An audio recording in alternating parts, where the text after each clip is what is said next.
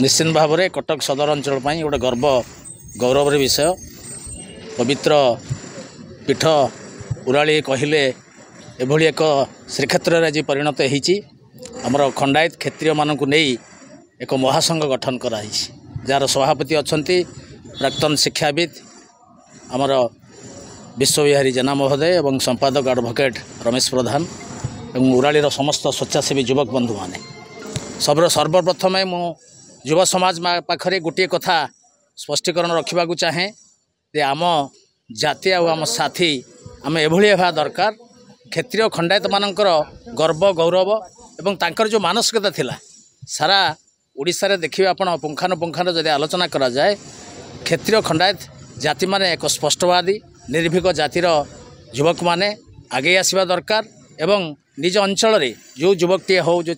कृषकटी हो माटी हो निष्पचित अवहेलित अच्छा ये संगठन माध्यम आगामी दिन में निश्चित से किभली न्याय पाइबे ये कार्यक्रम को आम आगे नेबा प्रचेषा जारी रखिछु। आमर उद्देश्य होउची जे आम जाति केमती आगेब एवं ए अंचल कटक सदर अंचल केमती उन्नति हब आम जातिर उन्नति हब एवं सामाजिक संस्कार को कुसंस्कार को आमे दूरेबू एवं किछि उन्नयन काम करूँ आम अलग जाति की उदाहरण सृष्टि करूँ जे खंडायत एवं क्षेत्रीय जाति सबू किछि करिपारे। कौन सारे कुसंस्कार रहिला सेति आपण महाजाति सबु क्षेत्र में अवहेलित हो रोची एवं निष्पेषित भाव में अन्य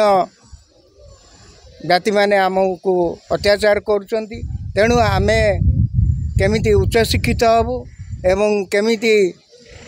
अंचलर उन्नति करूँ ता सहित ओडिशार केमिति उन्नति हो पारिबो सेतिपई आम जाति गर्व गौरव फेरी आनिबो आम जाति पाई। देशर सर्वश्रेष्ठ जाति होची खंडायत निश्चित अच्छु एइथिपईका जे